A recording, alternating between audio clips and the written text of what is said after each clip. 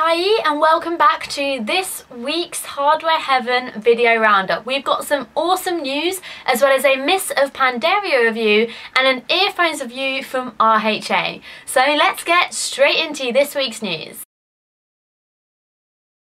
Valve updated Counter-Strike Global Offensive with 2 new maps today. Vertigo and Monastery. Vertigo is a classic diffusal map with various levels and some camping corners, whereas Monastery is an arms race across a snowy temple. Competitive matchmaking now queues up until 10 players are found. People are able to group and queue with their friends through the Play with a Friend facility. There is a full-on fact to do with the updates on the Global Offensive website, so go ahead and check it out if this is something you are interested in and you want to know about it in more detail. A poster on Gearbox's official forums has actually set up a walkthrough and tutorial on how to have a split screen in Borderlands 2. That means 2 players playing on one Steam account. Now there will be some issues regarding whether your computer can actually cope with this, whether your Steam can handle this, and apparently it is quite tricky to set up. However, this is very interesting that 2 people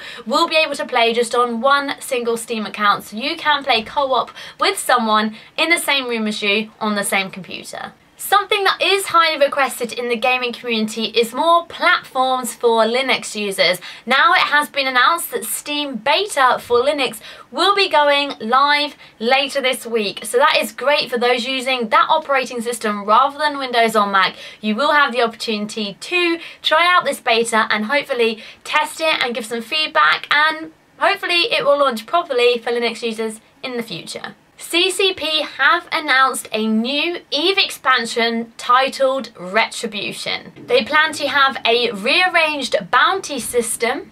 This will let players place bounties on corporations, pilots and alliances. That will apparently arrive as well as a game balancing effort to try and make things balanced on the whole for players. They also plan to add 4 Tier 2 destroyers as well as an overhaul on frigates to offer more specialisation and customisation for pilots. The expansion is due to release on December the 4th, so if you are an EVE Online player, keep that date in your diaries and this should be something to look forward to. Now, you guys know that I was so excited to hear about Abe's Odyssey being remade in HD. I happened to bump into a few of the developers at Eurogamer, unfortunately not on the day that they decided to do a developer talk about their plans for the future of the Oddworld series. Now, they did actually release a new video to showcase some of the HD content that we will see in the Abe's Odyssey new and tasty version. So I'm just going to show you guys so you can see for yourself what kind of things can be in store for you if you decide to play the remake of this game. Good to see it. Oh.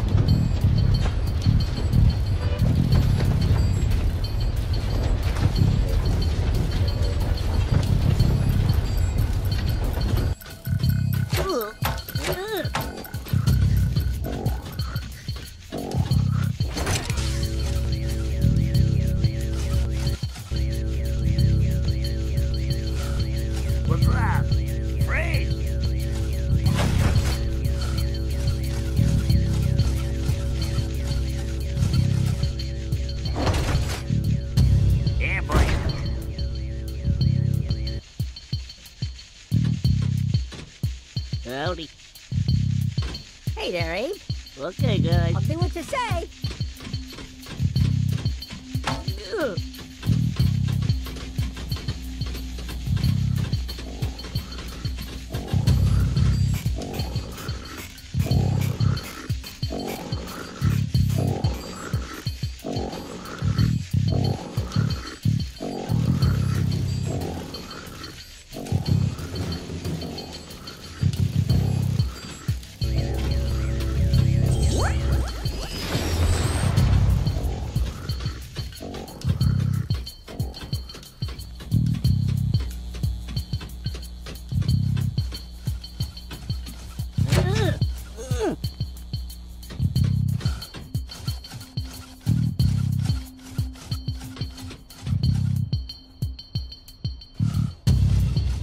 you.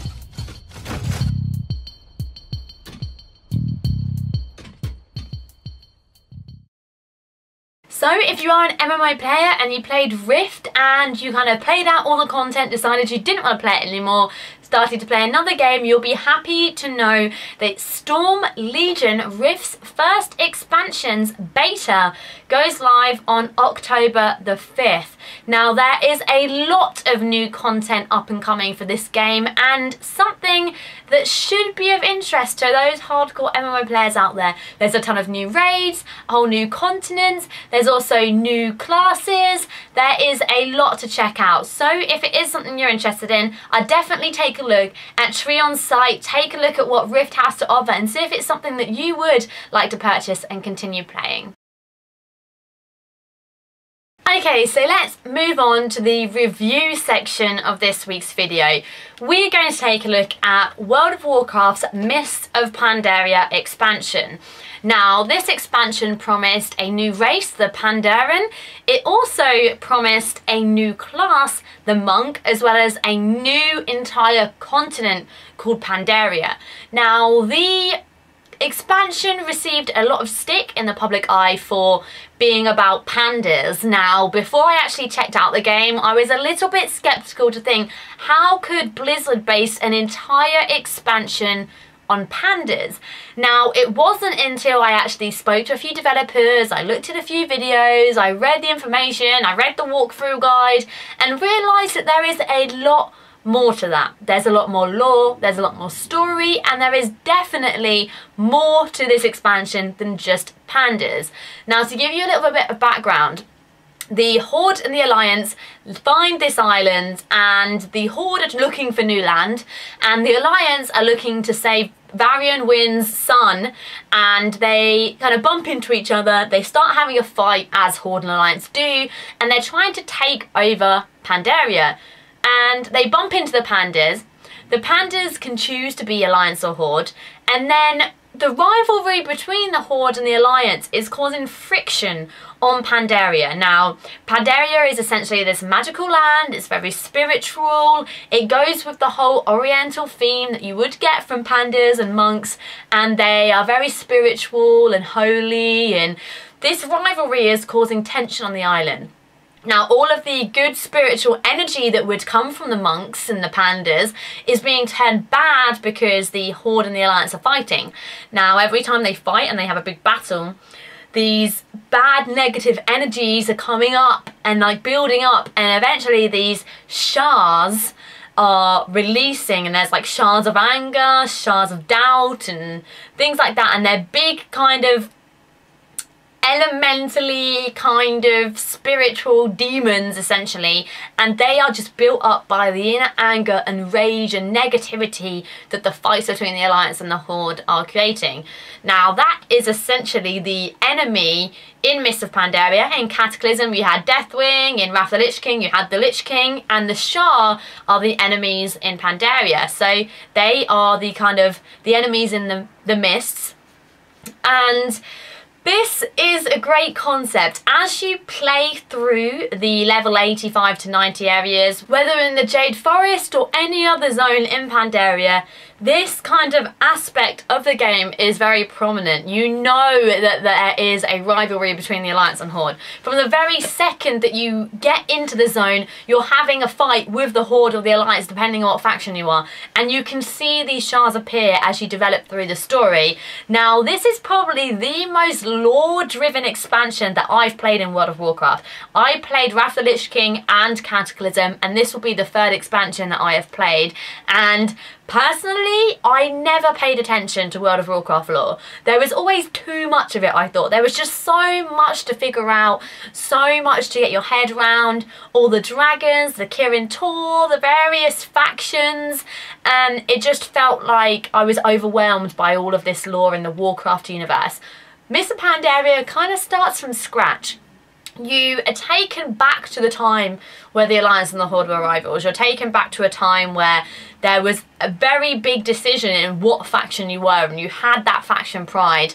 And I feel like you're taken back to the roots of what World of Warcraft was in vanilla and TBC. Wrath of the Lich King and Cataclysm kind of didn't really show that rivalry as much, and I felt like in Cataclysm you kind of became an alliance to defeat Deathwing, whereas now you're completely thrown apart and you're made to hate each other from the very second you start playing this again. Now, in regards to gameplay, I started off as Horde. I found the Horde quests in the Jade Forest very, very grindy. I felt like bashing my head on a wall, and I was like, you know what, maybe it's because I hate Garrosh that I'm finding it this way. So I gave it a second chance. I faction changed to Alliance. I also changed server to a more populated server that I felt would better suit my playstyle. And you know what? I fell in love instantly. I found the Alliance quest to be a lot more enjoyable. I thought the storyline was a lot better. Instead of actually just going as Horde to take over this land, being all angry and storming in, you're actually going on a rescue mission, and the stories that you get to do are great. The combat is the same old combat in World of Warcraft. You can't move while you're casting, but the talent trees do make the actual system a lot better. Instead of the whole tier talent tree that you had in the previous expansions, you now pick one of 3 options for every 15 levels. It means there's only a couple or so choices that you make. A lot of them are passives, a lot of them are actual skills that you can use, and it's a lot easier to figure out. There's not so many skills that you have, and your skill bar is a lot more freed up and condensed, and you can have a deeper rotation without having so many options. So that was great. Whilst actually questing, there are a lot of different types of quests in this expansion as well. The phasing works seamlessly. There is at one point where you get your own farm. Now, I'm not even kidding. You get your own farm to grow crops. These crops can be used as cooking materials. You have to like farm the soil, plant the seeds and grow them and stuff like that, and it's great. And the farm is actually located right next to like a mini village. In the village you can see all of the players around you because it's quite like a main cooking village. You just walk over to your farm phased. No one else can see your farm, only you, and it's seamless. There's no loading screen, there's nothing to distract you. Literally, you wouldn't notice apart from the fact there's no one else in your farm. I think that's great. They've really upgraded that since Wrath of Lich King, because in Wrath, phasing was just like this really annoying thing that they put into the game that everyone can understand why it was there. In Mists of Pandaria, it makes a lot more sense. Instead of phasing out complete zones, just certain quests are phased depending on what stage you're in, and certain little areas such as the farm. So this is a great mechanic that has been improved. The quests as a whole feel a lot more fluid. Instead of running back and forth because you've got one quest, you're actually given about 3 or 4 at a time, all that can be completed in the same sort of area and all can be handed in the same place. So you seem to get a lot more XP in a shorter amount of time rather than running back and forth like a headless chicken, picking up and handing in quests. So I actually preferred it when I changed to Alliance. Maybe I should have given the Horde a little bit more of a chance. However, I just felt it seemed a lot more fluid on the Alliance side. And when I got to the second zone in Pandaria, it is a ton more fun. I don't want to give too many spoilers in this review, but I just want to say that this zone is my favourite zone of any of the World of Warcraft zones. The quests are crazy. I think the developers may have been on drugs while they made this zone. Don't quote me on that. But it's just great. There's some really great ideas. There's some new mechanics in place for certain quests, and it generally is a really good fun time. Now, the dungeons. The dungeons was something I really wanted to try out. I've been manically trying to play as much World of Warcraft as possible to get as high as level as possible so that I could do a balanced, fair review. Unfortunately, getting to level 90 in a week has been a tough time whilst I'm at university. But I have got to level 87.5. I think I've managed to do 3 of the dungeons. They are normals in Mists of Pandaria. They're fun. There's a lot less trash than in previous dungeons. And the bosses actually have some great mechanics. The mechanics in the dungeons are a little bit more like raid bosses, just in the sense that they've got a lot more things to them rather than just a tank and spank type fight that we've seen in previous dungeons. PvP wise, I haven't had a chance to try it out. There are a lot more kind of battlegrounds, essentially the same kind of thing as like a Rafi Basin and Alstrike Valley. It's the same kind of style of battlegrounds that you've seen previously, just in different maps. WoW PvP has always been great. It's something that I've always loved. It just is what it is and it doesn't need to be different, and I didn't feel that it was something I needed to try out. In regards to content, PvE seemed a lot more important, if that's the right word. It seemed to be something that kind of kept players coming back for more. Now, my personal kind of feeling about Mists of Pandaria is that it's the best expansion so far that Blizzard has launched. There is a ton of things to do. The battle pet system, for starters, is great. I know a lot of people have joked that it's Pokemon in WoW, but who doesn't like Pokemon? Seriously, you get your training to be a battle pet master or tamer or whatever they call it, and you pick out of the mini pets that you've already got, and you decide which ones you want. You start battling them, they level up. As they level up, they gain new skills, and then you start battling pet tamers, which are kind of like the NPCs who are great at battling pets. And they get harder as you go through them, and it does actually become quite a challenge, and it's really, really addictive. As you start leveling your pets, you want more and more and more skills, and you want to beat all these pet tamers, and there's achievements, and there's a title that you can get, and you want to start collecting more pets to see what their skills are, and it's just endless.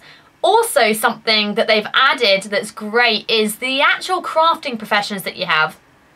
These have changed a lot, especially cooking.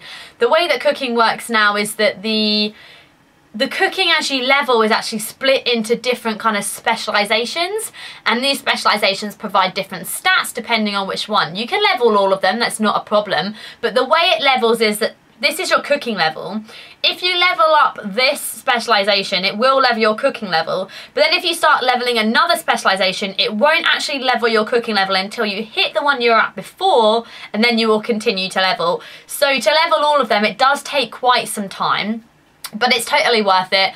There also is a separate faction for cooking and fishing now. There are mounts that you can get and certain different, vanity items that you can use for those professions. So it's great if you're definitely one of those people that loved like the turtle mount. I have the turtle mount for fishing. You'll definitely love the new mount in Mists of Pandaria for fishing. It's great and it can walk on water. So yeah, there's just all these little added things that keep you coming back for more. The raids look great. After looking into the boss tactics, there's a certain boss where you actually have to use your CC to control it, and if you don't use your CC well enough, you will just get wiped. Apparently it's a really interesting concept and something that they haven't implemented before, because normally boss fights CC is just irrelevant. However, this one is heavily CC dependent, and yeah, I tried a little bit of the monk as well. I played the panda starting area. I got my monk to level 10, to the point where you actually leave the island and then go on to your travels either as a horde or an alliance. Personally, the monk class seems a little bit lacking. I don't know, it seemed like it took forever to kill anything. I really didn't enjoy it. However, I know people have got it to level 80 now and they are loving it. So it's personal playstyle, it's not for me. However, the panda starting area was so much fun. It is probably on par with the goblin starting area. If anyone played that, it's a lot of fun. It's really kind of comical and funny and light-hearted, and it's generally enjoyable. I would definitely recommend getting Mists of Pandaria if you are a WoW veteran, or even if you're new to WoW and you're not sure if you want to try it out. Now's the time to come in. Definitely come back to WoW. The subscription fee may put a lot of you off, but the way I see it is you could go out on a night out, spend £40, or you could have a month's worth of fun for £9. So yeah, I'm definitely going to keep playing it. I'm going to play it as well as Guild Wars 2. They both have different things going for them, and yeah, I definitely want to get to level 90 and start doing some raids, and I'm looking for a raid tool and do some more dungeons, maybe some heroic modes. The scenarios just sound amazing as well, and the challenge modes, I want to be on that leaderboard. There's just so much, it just reels you back in, and there's so much to earn and so much to work for, so much rep and mounts and pets and levels and achievements and titles and Mists of Pandaria. Definitely try it. You have to try it to see it, and I don't think you should judge a book by its cover. Definitely try it. I rated a big thumbs up. Okay, so this week's hardware review section of the video, as said, is going to be on the RHA earphones. Now these earphones are specifically made for iPhones, iPods and iPads.